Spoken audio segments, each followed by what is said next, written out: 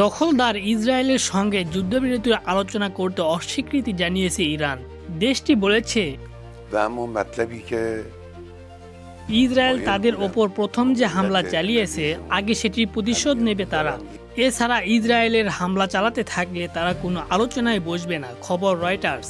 রোববার এক প্রতিবেদনে রয়টার্স জানিয়েছে ইরান মধ্যস্থতাকারী দেশ ওমান এবং কাতারকে জানিয়েছে ইসরায়েলে হামলা চলাকালীন তারা কোনো ধরনের যুদ্ধবিরতির আলোচনায় আগ্রহী নয়।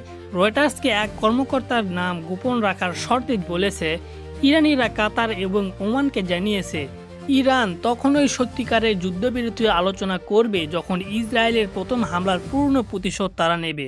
এর আগে ইসরায়েলি বিভিন্ন সংবাদ মাধ্যমে দাবি করা হয়েছিল ইরান যুদ্ধবিরতির জন্য ওমান ও কাতারের সঙ্গে যোগাযোগ করেছে, কিন্তু এই কর্মকর্তা জানিয়েছে এই দাবি সম্পূর্ণ মিথ্যা।